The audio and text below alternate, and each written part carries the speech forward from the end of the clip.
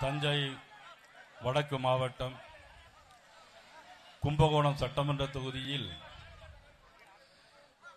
நடைபெறுகின்ற இந்த எழுச்சி பயணத்தின் கலந்து கொண்டிருக்கின்ற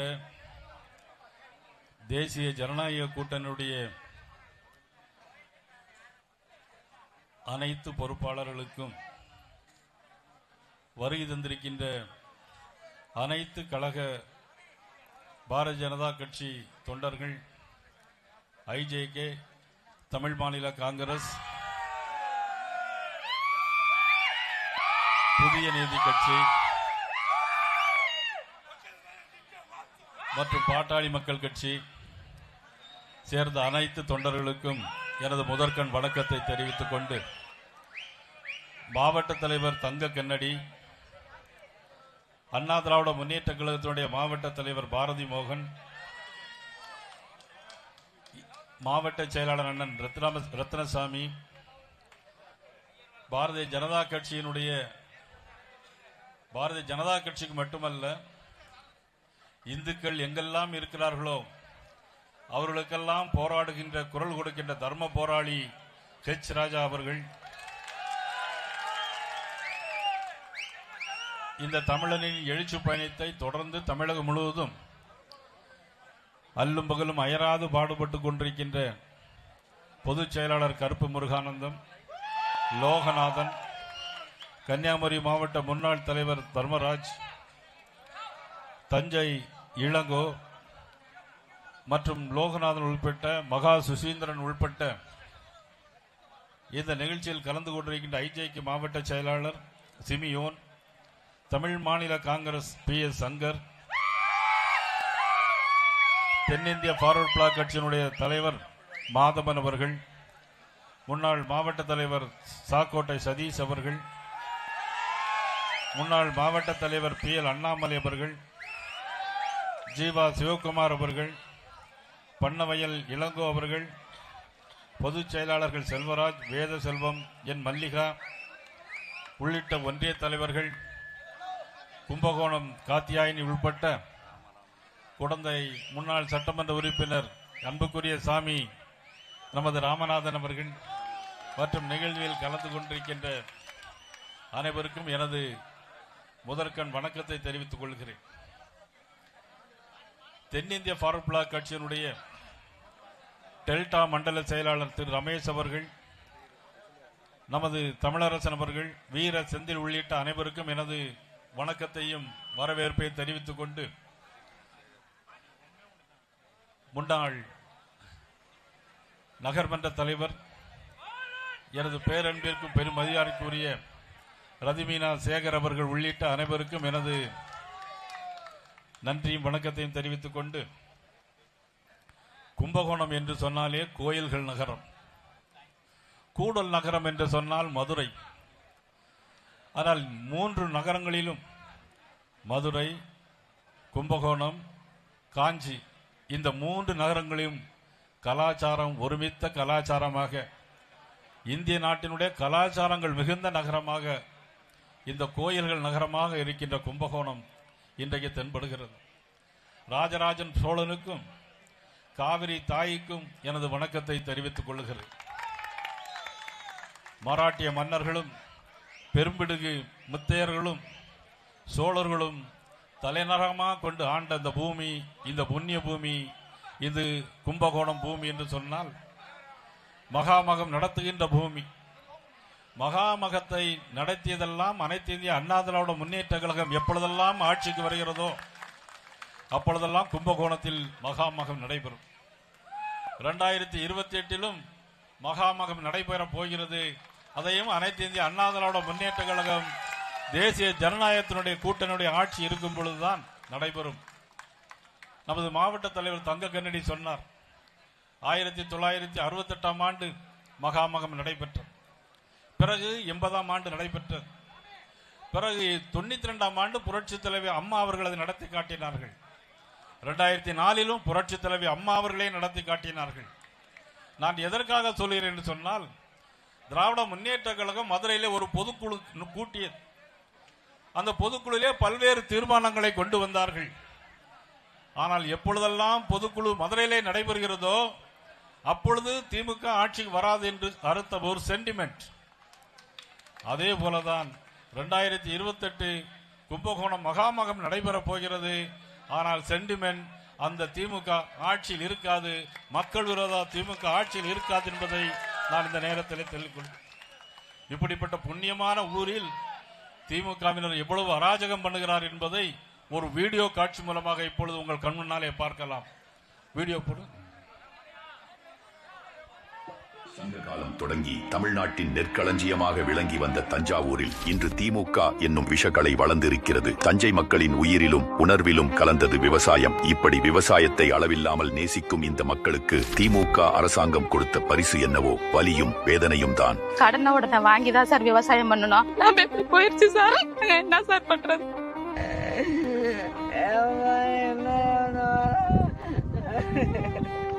நானும் டெல்டா காரன் தான் என்ற முகமூடியை முதல்வர் எத்தனை முறை மாட்டிக்கொண்டாலும் அவரின் செயல்கள் என்றுமே டெல்டாவின் அழிவுக்கே அஸ்திவாரம் இடுகிறது. படுதா இல்ல, உங்களுக்கு தாருப்பாய் இல்ல, சாக்கு இல்ல, எதுவுமே இல்லாம நீங்க டிபிசி வச்சிருந்தீங்கன்னா இந்த ஸ்டேட் கவர்மெண்ட் என்னதான் செய்யுது? மழையால் இந்த முறையும் தஞ்சை மாவட்டத்தின் நெற்பயிர்கள் சேதமடைய போகிறது என்பது முன்கூட்டியே தெரிந்திருந்தும் முதல்வர் கோட்டையின் மதில் மேல் நின்று வேடிக்கை மட்டுமே பார்த்தார். அப்ப ஒட்டுமொத்தமாக இந்த காவிரி படுகை பகுதி புறாமே எங்களோட உழைப்பு வீணா போயிடுச்சு. இனியும் இந்த கையாலாகாத திமுக அரசை நம்பி பிரயோஜனம் இல்லை என்று விவசாயிகள் தாங்களே போராடி நெல் பயிர்களை அறுவடை செய்து கொள்முதல் செய்ய கொண்டு வந்தால் அங்கும் லஞ்சவெறி பிடித்த ஓநாய்கள் விவசாயிகளின் ரத்தத்தை உறிஞ்சுவது போல மூட்டைக்கு 40 ரூபாய் கொடுத்தால் தான் கொள்முதல் செய்வோம் என்கிறார்கள். ஊழல்னா அது பாத்தீங்கன்னா மூட்டைக்கு 40 ரூபாய் அது இதுன்னு வாங்கிட்டு தானே இருக்காங்க. கொண்டு வரும் நெல்களை பாதுகாக்க கூடோன்கள் இல்லை, நெல் மூட்டைகளை மூட தார்பாய் இல்லை. மழை பெஞ்சதால நெல் கொள்முதல் பண்ண முடியல. ஒரு குடோன் கட்டுறதுக்கு ஏதாவது வாய்ப்பு இருக்கா?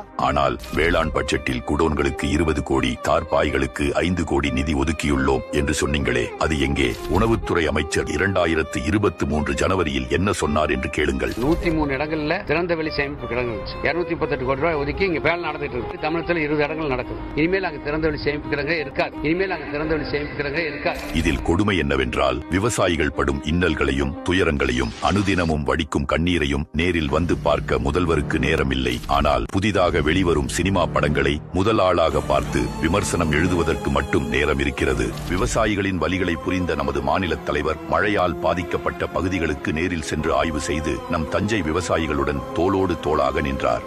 இதுதான் மக்களை நேசிக்கும் தலைவருக்கும் குடும்பத்தை மட்டும் நேசிக்கும் தலைவருக்கும் உள்ள வித்தியாசம். இதே மாவட்டத்தில் இருந்து தேர்ந்தெடுக்கப்பட்டவர்தான் உயர்கல்வித்துறை அமைச்சர். இவர் தஞ்சாவூர் மாவட்டத்தின் உயர்கல்வியை உயர்த்த துரும்பை கூட கிள்ளி போடவில்லை என்பதுதான் உண்மை. தஞ்சை மாவட்டம் கும்பகோணத்தில் அரசு கலைக்கல்லூரியில் மாணவர்களிடம் அவதூறாகவும் சாதிய ரீதியாகவும் பேசிய பேராசிரியரை கண்டித்து மாணவர்கள் போராட்டம் நடத்தியதால் கல்லூரி காலவரையறையின்றி மூடப்பட்டது. தஞ்சை கல்லூரியில் பயிலும் மாணவிக்கு பாலியல் தொல்லை அளிக்கப்பட்டதாக புகார் அளிக்கப்பட்டிருக்கிறது. சுற்றியுள்ள பல பகுதிகளுக்கு தஞ்சாவூர் அரசு மருத்துவமனை தான் எல்லாம். அப்படி இருக்கும் பட்சத்தில் தஞ்சாவூர் மருத்துவமனையை என்ன லட்சணத்தில் இந்த திமுக அரசு வைத்திருக்கிறது என்பதை நீங்களே பாருங்கள். தஞ்சை மருத்துவக் கல்லூரி மருத்துவமனையில் உள்ள உணவகத்தில் வாங்கிய உணவில் பள்ளி இருந்ததால் தஞ்சை அரசு மருத்துவக் கல்லூரி மருத்துவமனை வளாகத்தில் கழிவுநீர் தேங்கி துர்நாற்றம் வீசுவதால் தஞ்சாவூர் மாவட்டம் திருவிடைமருதூர் அரசு மருத்துவமனையில் கடந்த 2 நாட்களாக இரவில் மின்சாரம் இல்லாததால் மருத்துவமனை இருளில் மூழ்கியது. தஞ்சை மாவட்டம் கும்பகோணம் அரசு மருத்துவமனையில் கர்ப்பிணி பெண்களுக்கான ஸ்கேன் பரிசோதனை மையத்தில் போதிய மருத்துவர்கள் இல்லாத காரணத்தால் போராட்டத்தில் ஈடுபட்டு வருகின்றனர். வாக்குறுதிகள் என்ற பெயரில் பல பொய்களை தஞ்சாவூருக்கு அள்ளி எறிந்தது திமுக அரசு. ஒவ்வொரு ஊராட்சியிலும் தானிய களஞ்சியங்கள் அமைக்கப்படும். மாரியம்மன் கோவில் ஏரி பாசன திட்டம், தஞ்சாவூர் கல்லணை சுற்றுப்பகுதியில் நேரோட்ட பாதையை சுத்தம் செய்வது, இதில் ஒன்றை கூட திமுக அரசு நிறைவேற்றவில்லை. ஆனால் திமுகவின் கோரப்பிடியில் சிக்கி தவிக்கும் தெய்வீக பூமியான தஞ்சாவூரை மீட்க தேசிய ஜனநாயக கூட்டணியை ஆதரிப்போம். வரும் தேர்தலில் தீய சக்தி திமுகவை விரட்டி அடிப்போம்.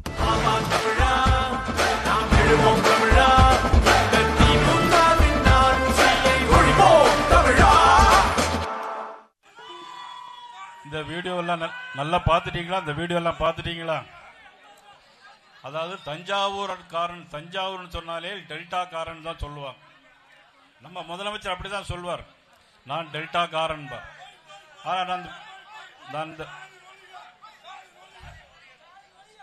அது தேர்தலில் பார்த்துக்கலாம். 2026 பார்த்துக்கலாம். சரி, இப்போ வந்த உடனே நம்ம முன்னாள் சட்டமன்ற உறுப்பினர் அண்ணன் ராதாகிருஷ்ணன் இந்த துண்டை, பச்சை துண்டை தோல்ல போட சொன்னாங்க. ஏன்னா இது விவசாயிகளுடைய சின்னமா இருக்கிறது பச்சை துண்டு. தஞ்சை மாவட்டம் விவசாயிகளுடைய புண்ணிய பூமி. ஆனா இந்த பூமியில பிறந்தவர் தான் இன்னைக்கு தமிழ்நாட்டுடைய முதலமைச்சர். பெருமையா எல்லா இடத்திலையும் சொல்லுவாங்க, நான் டெல்டாக்காரன். ஆனா 6,31,000 ஏக்கர் நெல் பயிரிடப்பட்டது. 6,31,000 ஏக்கர் நெல் பயிரிடப்பட்டது. ஜூன் 1ஆம் தேதி நடப்பட்டது. செப்டம்பர் 5ஆம் தேதி அறுவடை செய்ய வேண்டும். அறுவடை செய்த நெல்களை கொள்முதல் செய்ய வேண்டும். ஆனால் எல்லா கொள்முதல் நிலையங்களும் ஒன்று கூட அரசாங்கத்தின் சார்பில் இல்லை என்பதுதான் உண்மை. அதைத்தான் ஸ்டாலின் இன்னைக்கு என்ன சொல்கிறார்? முதலமைச்சர், நான் டெல்டாக்காரன். ஆனால் இந்த வீடியோவில் நீங்க பார்த்திருப்பீங்க, எல்லா பயிரும் முளைச்சிருக்கு. அறுவடை செய்த நெல்லை கொள்முதல் பண்ணுவதற்கு டிபிசி நிலையங்கள் கிடையாது. டிபிசி நிலையங்களுக்கு வாடகை கொடுக்கப்படுவதே விவசாயிகளிடமிருந்து வாங்குகிறார்கள். இவர் டெல்டாக்காரன் முதலமைச்சர். 1 கிலோ நெல்லுக்கு 1 ரூபாய், ஒரு மூட்டைக்கு 42 ரூபாய் கமிஷன் வாங்குகிறார்கள். இவர் டெல்டாக்காரன் முதலமைச்சர். ஆனால் துணை முதலமைச்சர் உதயநிதி ஸ்டாலின் வருகிறார், ரயில்வே நிலையத்தில் வந்து பார்த்துவிட்டு, மதிப்புக்குரிய துரைமுருகன் அவர்களும் வந்து பார்த்துவிட்டு அப்படியே நேரே சினிமா தியேட்டருக்கு போயிட்டாங்க படம் பார்க்கறதுக்காக. ஆனால் நீங்க மழை பெய்து எல்லா நெல்லும் முளைத்துக் கொண்டிருக்கிறது. ஆனால் முதலமைச்சர் சொல்கிறார், நான் டெல்டாக்காரன் முதலமைச்சர். குறுவை சாகுபடி அழுகுரலை கேட்டீர்கள் அல்லவா? குறுவை சாகுபடியுடைய அழுவை குரலை கேட்டிருக்கிறீர்கள்.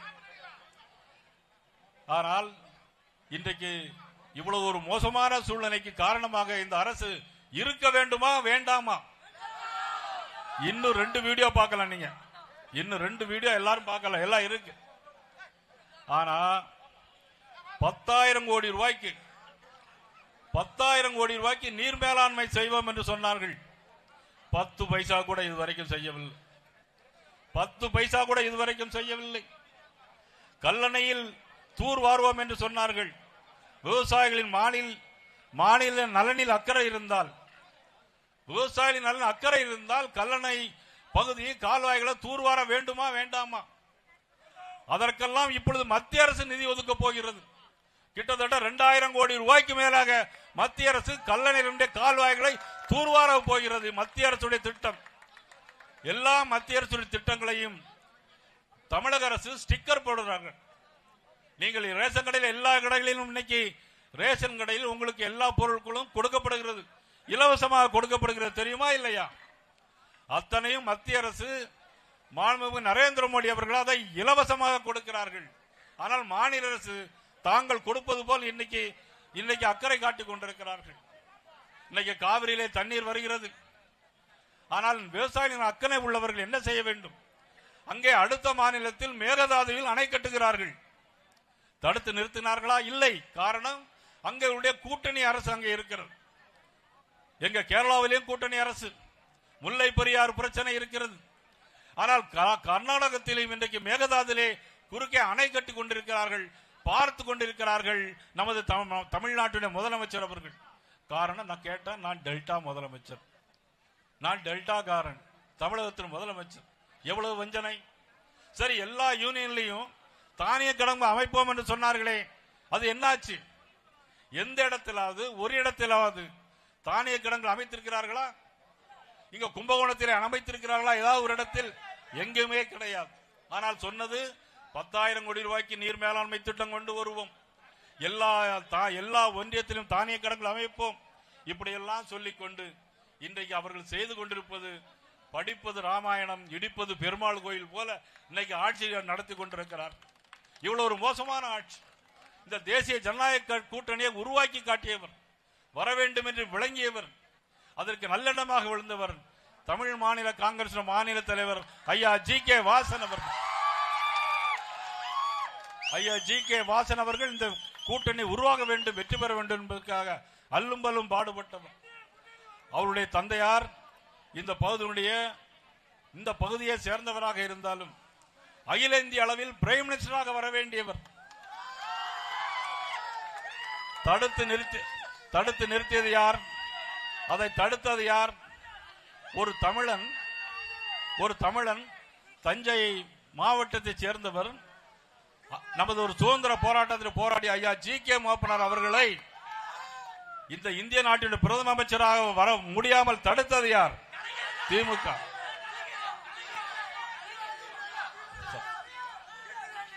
ஆனால் இன்னைக்கு பாரத பிரதமர் நரேந்திர மோடி அவர்கள் தமிழ்நாட்டை சேர்ந்த ஆளுநராக இருந்த கோயம்புத்தூரில் இருந்த நமது சி.பி. ராதாகிருஷ்ணன் அவர்களை இந்திய நாட்டில் உணர்தி ஜனாதிபதியாக ஆக்கி காட்டியிருக்கிறார். நேற்றைய தினம் பசும்பொன்னிலே நடந்த தேவர் குருபூஜா விழாவில் அரசாங்கத்தின் சார்பாக உதவி ஜனாதிபதியாக இருந்த சி.பி.ஆர். அவர்கள் இன்னைக்கு நேற்று வந்து மரியாதை செலுத்திவிட்டு போயிருக்கிறார் என்று சொன்னால் இந்த சுதந்திர போராட்ட தியாகிகளையும் இந்த மண்ணையும் நேசிக்கின்ற கட்சி பாரதிய ஜனதா கட்சி. அதை நேசிக்கின்ற தலைவர் பாரத நரேந்திர மோடி அவர்கள். யாராலும் மறுக்க முடியுமா? ஆனா கோயில்கள் நகரம் கும்பகோணம் எல்லா கோபுரமும் இடிந்து விழுகிறது. கேட்டால் நாங்கள் ஆலயத்திற்கு அது செய்கிறோம் இது செய்கிறோம் என்று சொன்னார். எல்லா நகர கோபுரங்களும் இன்னைக்கு இடிந்து பாழடைந்த நிலையில் காணப்பட்டிருக்க காரணம் இந்த திமுக அரசாங்கம். அண்ணன் ராஜா அவர்கள் பேசுவார்கள் தெரியும். இதே ஊரில் இப்போ வீடியோ பார்த்தீங்க, ஒரு பள்ளிக்கூடத்தில் ஒரு ஆசிரியரே ஜாதி ரீதியாக பேசுகிறார். ஆசிரியர்களே போதை போட்டுக்கொண்டு ஸ்கூலுக்கு வர்றாங்க. பள்ளி கல்வித்துறை என்ன செய்கிறது என்று தெரியவில்லை. 37 லட்சம் ரூபாய்க்கு ஒரு கட்டடம் கட்டியிருக்காங்க ஆடுதுறை பேரூராட்சியில். 37 லட்சம் ரூபாய்க்கு ஒரு கட்டடம் கட்டியிருக்காங்க. தடுப்பு சுவரே கிடையாது. பள்ளி கல்வித்துறை என்ன செய்கிறது என்று எங்களுக்கு தெரியவில்லை. உயர்கல்வித்துறையை பொறுத்த மட்டிலும் இங்கே உள்ள கல்லூரியில் கூட கழிவறை இல்லை. இங்க உள்ள கழிவறை கிடையாது. மாணவர்கள் என்ன பண்ணுவார்கள்? தரமற்ற ஒரு சுகாதாரம். ஆனா பள்ளிக்கூடங்கள்ல எல்லா பள்ளிக்கூடங்கள்லயும் மாணவர்களுக்கு குடல் புழு அதை நீக்க அவருக்கு மருந்து கொடுப்பாங்க. ஆனா ஆடுதுறை பேரூராட்சியில் ஸ்கூல்ல அதை சாப்பிட்ட பிள்ளைகளே அதில் மயக்கத்தில் விழுந்து ஒரு மோசமான சூழ்நிலைக்கு போறதெல்லாம் இன்னைக்கு பார்க்கிறோம். அது மட்டும் இல்லை, எங்க பார்த்தாலும் வன்முறைகள், பாலியல் வன்கொடுமைகள். 10 வயது சிறுமி முதல் 70 வயது பெண்கள் வரையும் ரோட்ல நடமாட முடியவில்லை. எங்கு பார்த்தாலும் கஞ்சா போதைப் பொருள் பழக்க வழக்கங்கள். பள்ளிக்கூடத்தின் முன்பாக கஞ்சா விற்கிறார்கள்.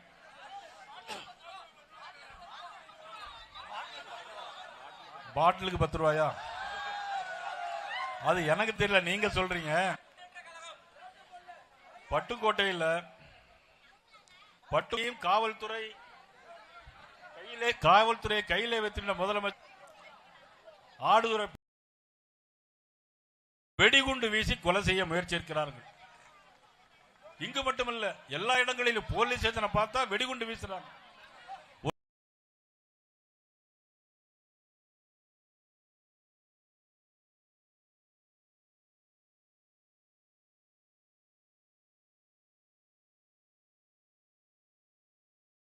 கொடுத்து கம்ப்ளைண்ட் கொடுக்க போன ஒரு பெண்ணை ஜாதி ரீதியாக பேசி அவர்கள்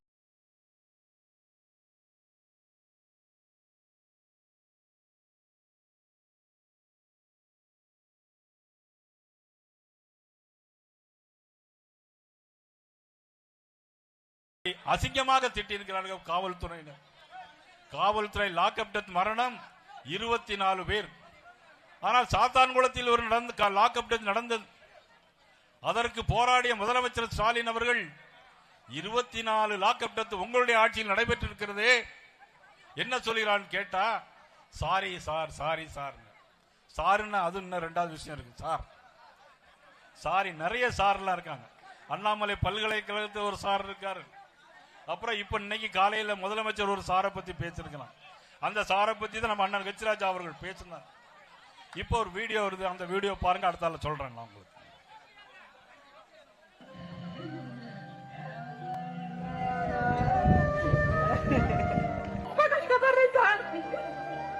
ஒரு வாரமா சாப்பாடு கூட இல்லாம கிடக்க சார். வாய போன வேதனை இல்ல, சுத்தமா தூக்கமே இல்லாம கிடக்க சார். நம்ம மருந்து கொடுத்துட்டு சாக வேண்டுமா சார்?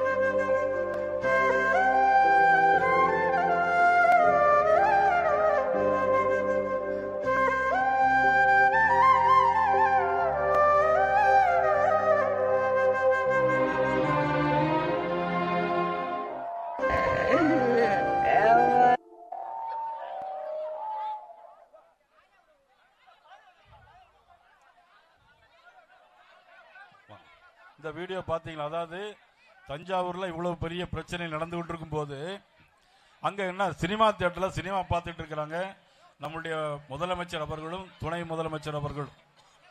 புரட்சித்துறை அம்மா அவர்கள் சொன்னாங்க, இது என்ன மன்னர் ஆட்சியா? முன்னாள் முதலமைச்சர் கலைஞர் அவர்கள், அதனை தொடர்ந்து அவரது மகன் இன்றைக்கு முதலமைச்சராக இருக்கக்கூடிய மதிப்புக்குரிய ஸ்டாலின் அவர்கள் இரண்டாவது முதலமைச்சர், அடுத்தது துணை முதலமைச்சராக உதயநிதி ஸ்டாலின் அவர்கள் வர இருக்கிறார்கள், வந்திருக்கிறார்கள். அடுத்த அமைச்சராக அவர்கள் இருக்கிறார்கள். ஒரு குடும்பம் வாழ வேண்டும், தனி மனிதன் சாக வேண்டுமா என்று புரட்சித்துறை அம்மா அவர்கள் பல்வேறு இடங்களிலே பேசியிருக்கிறார்கள், பலவிதமாக பேசியிருக்கிறார்கள். நான் கேட்பதெல்லாம், நீங்கள் கொடுத்த வாக்குறுதிகள் என்னாச்சு? இந்த கொடுத்த வாக்குறுதிகள் எல்லாம் காப்பாற்றப்பட்டிருக்கிறதா? கல்லணையிலும் கால்வாயிலும் தூர் வர வேண்டும் சொன்னோம், நீர் மேலாண்மை அமைப்பும் சொன்னோம், பள்ளி கல்வித்துறை சீர்தூக்கி காட்டுவோம் என்று சொன்னோம். எதுவுமே அவர்கள் இதுவரையும் செய்யதாக இல்லை. ஆனால் பாரத பிரதமர் நரேந்திர மோடி அவர்கள் தாங்கள் ஆண்ட 11 ஆண்டு கால ஆட்சியில் 3 முறை குஜராத் மாநில முதலமைச்சர். குஜராத் மாநிலம் இன்னைக்கு மிளிர்ந்து கொண்டிருக்கிறது.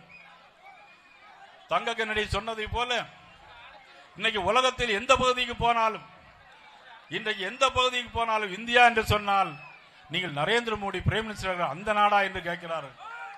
ஒரு காலத்தில் இந்தியாவா என்று கேட்டவர்கள் இன்றைக்கு நரேந்திர மோடி அவர்களா என்று கேட்கக்கூடிய அளவிற்கு இன்றைக்கு இந்திய நாட்டை தலைநிமிர்த்து காட்டியிருக்கிறார்கள். இன்றைக்கு இந்தியாவின் உலகத்திலே 3 நாடுகள் தான் வல்லரசு நாடுகளாக ஆகிக் கொண்டிருக்கிறது. 25 நாடுகளிலே தேர்வு செய்திருக்கிறார்கள். 3வது இடத்தில் இருக்கிறது இந்தியா. பாதுகாப்பில் 3வது இடத்தில் இருக்கிறது இந்தியா. பொருளாதாரத்தில் உலகத்தில் 4வது இடத்தில் இருக்கிறது இந்தியா. காரணம் பாரத நரேந்திர மோடி அவர்கள். எந்த கட்சி? பாரதிய ஜனதா கட்சி. யாரும் மறந்துவிட முடியாது. அதைத்தான் இன்றைக்கு 14 லட்சம் கோடி தமிழகத்தில் தந்திருக்கிறார்கள். நமது தஞ்சாவூருக்கு மட்டும் தயவு செய்து சிந்தித்து பார்க்க வேண்டும். சோழபுரம் டு தஞ்சாவூர் 48 கிலோமீட்டர் 1171 கோடி ரூபாய்க்கு தந்திருக்கிறார். தந்தது பாரத பிரதமர் நரேந்திர மோடி அவர்கள். கட்சி பாரதிய ஜனதா கட்சி. நாகப்பட்டினத்து தஞ்சாவூருக்கு 78 கிலோமீட்டர் 578 கோடி ரூபாய் கொடுத்தது பாரத பிரதமர் நரேந்திர மோடி அவர்கள், பாரதிய ஜனதா கட்சி. திருச்சியிலிருந்து தஞ்சாவூருக்கு 49 கிலோமீட்டர் மறு பூரணமைப்பு 78 கோடி ரூபாய். அமிர்த பாரத் திட்டத்தில் தஞ்சாவூர் ரயில்வே ஸ்டேஷனுக்கு 24 கோடி ரூபாய் கொடுத்தது பாரத பிரதமர் நரேந்திர மோடி அவர்கள், பாரதிய ஜனதா கட்சி. 2,27,000 ஏக்கர் பாசனம் பெறும் வகையில் நான் ஏற்கனவே குறிப்பிட்டு பேசினேன். கல்லணையை நவீனப்படுத்துவதற்கு இப்பொழுது திட்டம் போட்டிருக்கிறார்கள். அந்த திட்டத்திற்கு இன்னும் முழு வடிவம் கொடுக்கவில்லை. கிட்டத்தட்ட 2000 கோடி ரூபாய்க்கு மேலாக தஞ்சாவூர் மாவட்டத்திற்கு கல்லணை கால்வாய்கள் தூர்வாரி நீர்ப்பாசனம் செய்வதற்கு, தஞ்சை மக்கள் பயன்பெறுவதற்கு 2000 கோடி ரூபாய்க்கு மேலாக 2,27,000 ஏக்கர் நிலங்களை பாசனம் செய்வதற்கு கொடுக்கப்பட்டிருக்கிற தொகை, எஸ்டிமேட் தொகை 2000 கோடி ரூபாய். பாரத பிரதமர் நரேந்திர மோடி அவர்கள், பாரதிய ஜனதா கட்சி மறுக்க முடியுமா? ஆனால் என்ன செய்தோம் என்று எப்பொழுதும் போல அவர்கள் அழுது கொண்டே இருக்கிறார்கள். 10,000 பேருக்கு மேலாக பயிர் காப்பீட்டு திட்டம் தஞ்சாவூருக்கு 1034 கோடி ரூபாய் ஒதுக்கியிருப்பது மத்திய அரசு, பாரத நரேந்திர மோடி அவர்கள். 2.25 லட்சம் வீடுகளுக்கு குடிநீர் ஜல்ஜீவன் திட்டம் மத்திய அரசுடைய திட்டம். நகராட்சியில் போடப்படுகிறது. ஒவ்வொரு இடங்களிலும் கிராமப்புறங்களில் கிட்டத்தட்ட 2.25 லட்சம் 2.25 வீடுகளுக்கு ஜல்ஜீவன் திட்டத்தில் கொடுக்கப்பட்டிருக்கிறது. இன்னைக்கு திருத்துறைப்பூண்டியில் நேற்று வேறு நமது விவசாயிகள் சார்பாக நெல்லை கொள்முதல் பண்ண முடியவில்லை, லாரிகள் வாடகை தரவில்லை என்பதற்காக 450 பேர் உண்ணாவிரதம் இருந்திருக்கிறார்கள். 450 பேர் உண்ணாவிரதம் இருந்திருக்கிறார்கள். லாரி கொடுக்கப்படுகிற லாரிக்கு வாடகை கொடுக்க வரவில்லை. எப்படி நெல் கொள்முதல் பண்ணுவார்கள்? வயலை முளைக்கத்தான் செய்யும்.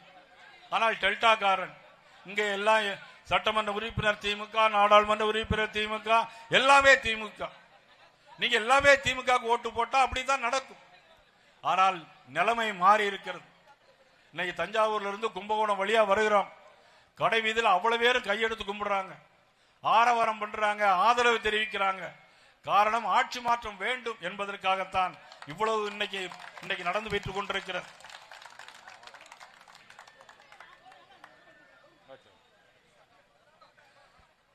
நான் திமுக மாவட்ட செயலர் அண்ணன், எனது நண்பர் தான் அன்புக்குரிய அண்ணன் அன்பு அவர்கள், சாக்கோட்டை அன்பர் அவர்களை கேட்கிறேன். கும்பகோணத்தை மாவட்டமாக அறிவிப்போம் என்று சொன்னீர்களே, செய்தீர்களா? செய்தார்களா? இன்னைக்கு பீகாரை பத்தி பேசுகிறார். இன்னைக்கு காலையிலே நமது பாரத பிரதமர் அவர்கள் நேற்று ஒரு விஷயமாக பீகாரிலே பேசினார்கள். பீகாரில் அவர்கள் பேசும்போது என்ன சொன்னார்கள் தெரியுமா? பீகார் வாழ்கிறவர்களை திமுகவினர், அதிலும் திராவிட முன்னேற்ற கழகத்தை சேர்ந்தவர்கள் யாரும் மதிப்பதில்லை. அவர்கள் எல்லோரும் பீகாரிகள், வந்தேரிகள், வடக்கர்கள், பானிபூரி விற்பவர்கள் என்று முதலமைச்சர் ஸ்டாலின் அவர்கள் சொன்னார்களா இல்லையா? சொன்னார். பீகாரிகளை வடக்கர்கள், வந்தேரிகள், பூனிபாரி விற்பவர்கள் என்று சொன்னார்களா இல்லையா ஸ்டாலின்?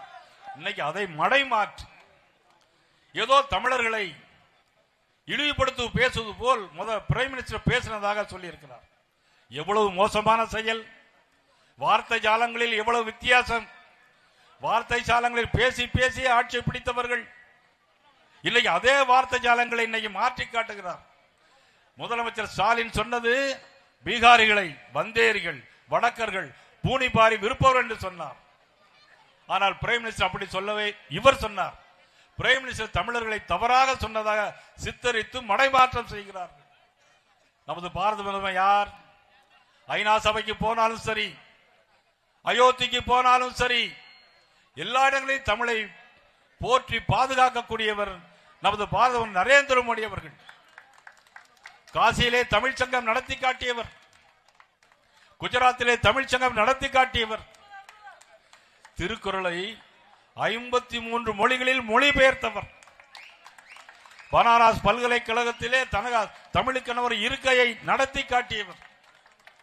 எங்கு போனாலும், எந்த நாட்டிற்கு போனாலும், என்னுடைய நாட்டில் தமிழ் என்று ஒரு மொழி இருக்கிறது, அதற்கென்று 5000 ஆண்டுகளுக்கு முன்னாலே உள்ள கலாச்சாரமும் பண்பாடும் இருக்கிறது என்று அவர்கள் கோடிட்டு காட்டியிருக்கிறார்கள். அண்ணன் KS ராதாகிருஷ்ணன் கூட அவருடைய பதிவிலே டெய்லி போட்டுக்கிட்டே இருக்கிறார். அந்த அளவிற்கு தமிழை நேசிப்பவர், போற்றி பாதுகாக்கக்கூடியவர் நமது பாரத பிரதமர் நரேந்திர மோடி அவர்கள். இன்னொரு வீடியோ இருக்கு, அதை பார்த்துட்டு அடுத்த இன்னொரு விஷயம் பேசலாம். அந்த வீடியோ போடுங்க. தஞ்சாவூர் மக்களின் உள்ள குமுறல். ஸ்டாலின் விவசாயிக்கு எதிரி. அவரால் விவசாயிக்கு எந்த நன்மையும் கிடையாது. தாழ்த்தப்பட்டவங்களுக்கு செய்ய கிடையாது. வசதி உள்ளவங்களுக்கு தான் அரசியல் இப்ப நடந்துகிட்டு இருக்கு. விவசாயிக்கு எதுவுமே கிடையாது. உங்கள் ஸ்டாலின் வர்றாருன்னு சொல்றாரு, என்ன செய்யறாரு? ஒண்ணும் கிடையாது. 525 கோரிக்கை கொடுத்தாரு. அவரு நின்று ஜெயிக்கிறப்ப எத்தனை கோரிக்கை செஞ்சிருக்காரு? என்ன கோரிக்கை செஞ்சிருக்காரு? சென்ட்ரல் கவர்மெண்ட்ல ₹1 ஏத்துறாங்க கிலோவுக்கு, அதை இவரு கொடுத்தேன்னு சொல்றாரு. அரிசி இலவசம் 35 கிலோ அவர் தான் கொடுக்குறாரு, இவரு கொடுக்குறேன்னு சொல்றாரு. ஒரு லோன் கிடையாது, ஒரு இன்சூரன்ஸ் கிடையாது. தண்ணி நிக்குது குளம் போல, எப்படி நெல்லை நாங்க ஊட்டி பண்றது போறது? சிப்பத்துக்கு 44 ரூபா எடுக்கிறாங்க. தலைவர 32 ரூபா லோடு மேல கொடுக்கணும், லஞ்சமா கொடுக்கணும். கவர்மெண்ட் தனிப்பட்ட முறையில சம்பளம் கொடுக்குறாங்க. இருந்தாலும் ஒரு சிப்பத்துக்குன்னு எங்கிட்ட பணம்னு வாங்கிக்கிறோம். இங்க நெல் ஈரப்பதமா இருக்கு, அதா இருக்குன்னு சொல்லிட்டு லேட் பண்றாங்க. அப்படிங்கிறப்ப நாங்களே லஞ்சம் கொடுக்கறதுக்கு நாங்களே தள்ளப்படுறோம். இந்த மக்களா புரியாம அவனுக்கு ஓட்ட போட்டு அந்த நடக்க வந்த உடனே நீ கோல் தள்ளுபடி ஆச்சு அவனுக்கு விவசாயத்துல. அப்போ அவனுக்கு நகையில கிடையாது. நகையில எவ்வளவு? 5 பவுன் தான். அதுக்கு மேல தான் கோடீஸ்வரன். எங்க பிள்ளைங்க எல்லாம் ஸ்கூல் போறதுக்கு, காலேஜ் போறதுக்கு எல்லாம் பஸ் நேரத்துக்கு வர மாட்டேங்குது. இந்த பொம்பளைங்க ஓசி பஸ்னா எல்லா பேரும் வந்துறாங்க. பஸ்ல போறவனே ஊர்ல சிஆர்சி பஸ், கவர்மெண்ட் பஸ் வரதில்லை. அதாவது தனியார் பஸ் யாரும் சம்பாதிக்கணுங்கிறது சிஆர்சி பஸ் உள்ளூர்ல விடாம பண்றாங்க. ஊருக்கு எதுவுமே பண்ணதில்லை. இதுவரையும் பார்த்தது கூட இல்லை, எட்டி பார்த்தது கூட இல்லை. இளைஞர்களுக்கு ரொம்ப மோசமா இருக்கு. ஒரு வேலை வாய்ப்பும் கிட்ட வரதில்லை. கேட்டா சென்னையிலே வச்சுக்கிறாங்க. எங்க பாதுகாப்புப்பா? 3 வயசு குழந்தைங்களுக்கு கூட பாதுகாப்பு இல்ல. இன்னும் சொல்ல போனா 60-70 வயசு கிழவிங்களுக்கு கூட பாதுகாப்பு இல்ல. அப்புறம் என்னத்த பாதுகாப்பு வந்துருந்த ஆட்சியில பாதுகாப்பு இருக்குது? முக்க வேலை செய்யறோம், 400 ரூபா சம்பளம் கொடுக்குறாங்க. அதை வச்சு என்ன செய்ய முடியும்? இவரை வச்சுக்கிட்டு நம்ம பண்ண ஜாக வேண்டியதான், விவசாயம் பண்ண முடியாது. மாறுதல் வேணும், மாற்றம் வந்தால் தான் நல்லா இருக்கும்.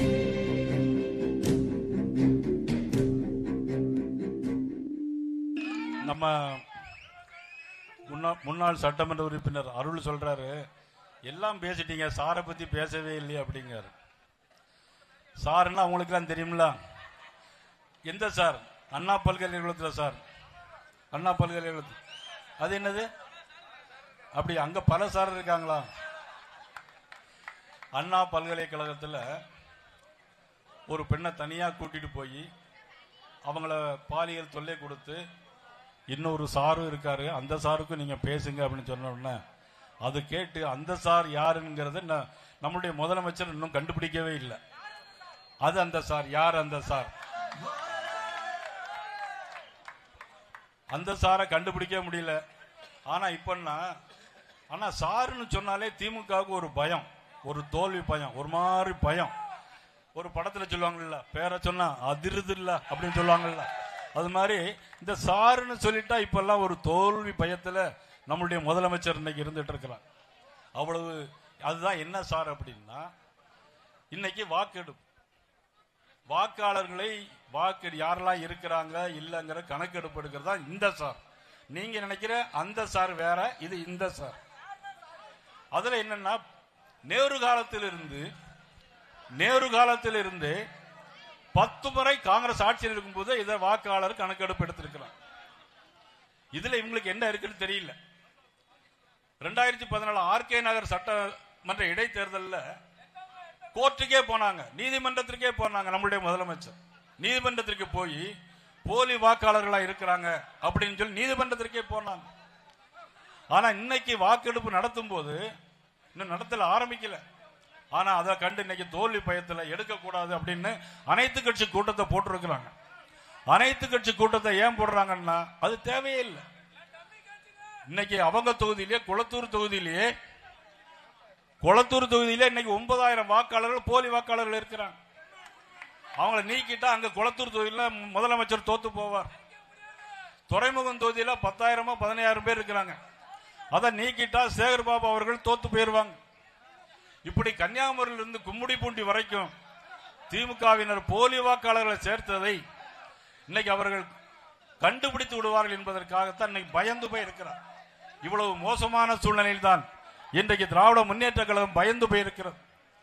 அனைத்து இந்திய அண்ணா திராவிட முன்னேற்ற கழகத்தினுடைய பொதுச் செயலாளர் மதிப்புக்குரிய எடப்பாடி அவருடைய தலைமையிலே தேசிய ஜனநாயக கூட்டணியை உருவாக்கி காட்டியது நமது மாண்புமிகு உள்துறை அமைச்சர் அமித்ஷா அவர்கள்.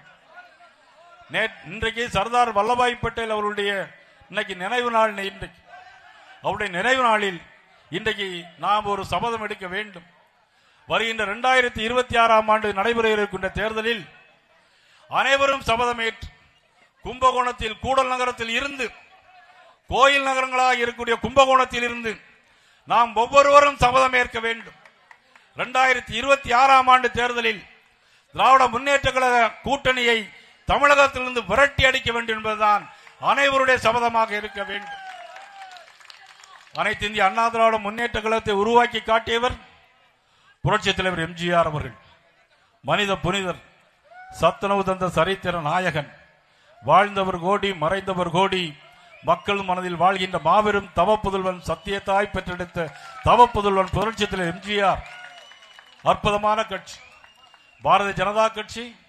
ஜனசங்கம் காலத்திலிருந்து மக்களுக்காகவே, நாட்டிற்காக, தேசத்திற்காக உருவாகிய கட்சி ஜனசங்கம் பாரதிய ஜனதா கட்சி. அதனுடைய தலைவராக, நாட்டினுடைய பிரதமராக பாரத பிரதமர் நரேந்திர மோடி அவர்கள் இந்த தேசத்தை காக்கின்ற தெய்வமாக, சித்தபுருஷராக இருக்கிறார். இந்த கூட்டணி வெல்ல வேண்டும், சத்தியம் வெல்ல வேண்டும், தர்மம் ஜெயிக்க வேண்டும். அதற்காக ஏற்படுத்தப்பட்ட கூட்டணி தான் இந்த தேசிய ஜனநாயக கூட்டணி என்பதை யாரும் மறந்துவிட முடியாது. குறித்து வைத்துக் கொள்ளுங்கள். திராவிட முன்னேற்ற கழக ஆட்சியினுடைய நாட்கள் எண்ணப்படுகிறது. கவுண்ட் டவுன் ஸ்டார்ட் ஆகிவிட்டது. மதுரையிலே சொன்னேன், கவுண்ட் டவுன் ஸ்டார்ட் ஆகிவிட்டது, நாட்கள் எண்ணப்படுகிறது. திமுக ஆட்சி விரட்டி அடிக்கப்படும். தமிழகத்தில் இனி ஜனநாயக ஆட்சி, தர்மத்தின் ஆட்சி நிலைநாட்டப்படும் என்பதை சொல்லி இவ்வளவு நேரம் காத்திருந்த அனைவருக்கும் நன்றி கூறி இந்த நிகழ்ச்சியை சிறப்பான முறையில் ஏற்பாடு செய்த தங்க கண்ணடி, கருப்பு முருகானந்தம் உள்ளிட்ட அவருடைய குழுவிற்கும், அண்ணன் ஹெச்ராஜா உள்ளிட்ட அனைவருக்கும் மனமார்ந்த நெஞ்சார்ந்த தெரிவித்துக் கொண்டு வெல்லட்டும் வெல்லட்டும் தேசிய ஜனநாயக வெல்லட்டும், ஒன்றுபடுவோம், கூடுவோம், வெல்வோம், வெற்றி நமதே, நாளை நமதே என்று சொல்லி விடைபெறுகிறேன். நன்றி, வணக்கம்.